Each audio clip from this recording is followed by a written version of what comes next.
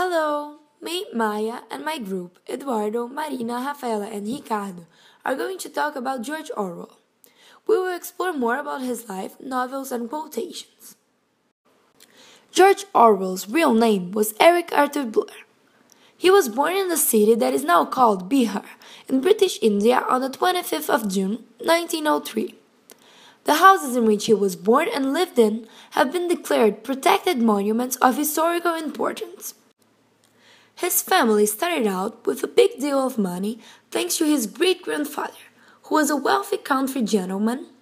But as time went by, the prosperity was mismanaged and therefore lost. His generation could be described as lower upper middle class. Eric was brought up by his mother and with his sisters, missing the figure of their father, Richard Blair. When he was 5, Eric was sent as a day boy to a convent school in Henley-on-Thames and, as part of schoolwork, he wrote 2 poems that were published in the Henley and South Oxfordshire Standard. He came second to Connolly in the Herald History Prize, had his work praised by the school external examiner, and earned scholarships to Wellington and Eton colleges. However, his academic performance reports did not show as much enthusiasm with school than his results as a writer did. Due to the fact that his parents could not afford to send him to university without another scholarship, he ended up not going to either of them. Facing this difficulty, the family decided that Blair should join the Imperial Police, which he did. He then moved to England and he settled down at Southwold. There, he went to Cambridge looking for advice with his old tutor on becoming a writer. A few years after that, he moved to London where Huth Pittler, a family acquaintance, became involved with his writings and advising him to write about what he knew. Because of that, he decided to write of certain aspects of the present that he set out to know, and ventured into the East End of London, the first of the occasional sorties he would make to discover for himself the world of poverty and the down-and-outers who inhabit it. In 1933, he published his first book, Down and Out in Paris and London, which talks about poverty in the 2 cities. The first part is set in Paris and the second part is in and around London. It is a feeling of relief, almost of pleasure, at knowing yourself at last genuinely down and out. You have talked so often of going to the dogs, and well, here are the dogs, and you have reached them, and you can't stand it. It takes off a lot of anxiety.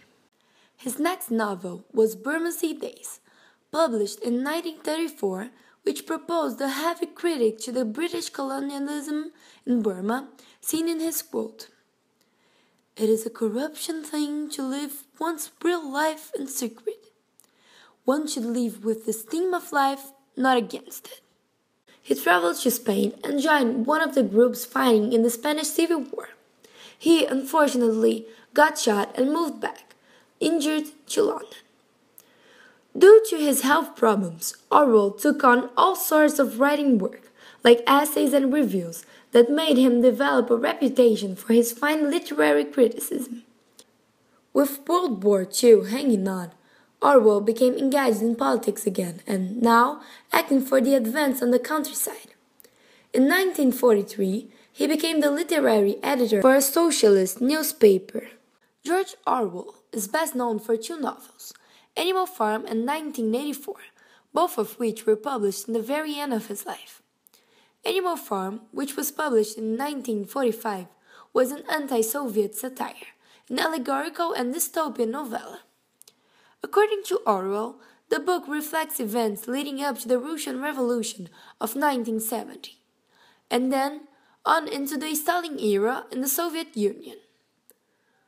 Orwell was a democratic socialist, a critic of Joseph Stalin and hostile to Moscow-directed Stalinism, an attitude that was critically shaped by his experiences during the Spanish Civil War.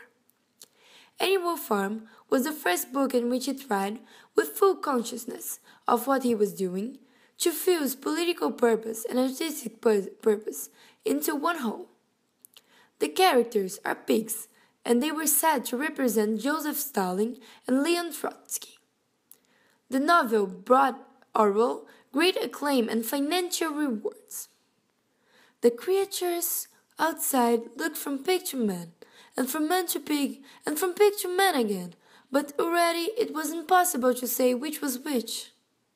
In 1949, Orwell published another of his best-known novels, 1984, which depicts a society that has omnipresent government surveillance and public manipulation, dictated by a political system euphemistically named English socialism, that functioned in an invented language, newspeak, under the control of a privileged inner-party elite, that persecutes individualism and independent thinking as thought crime.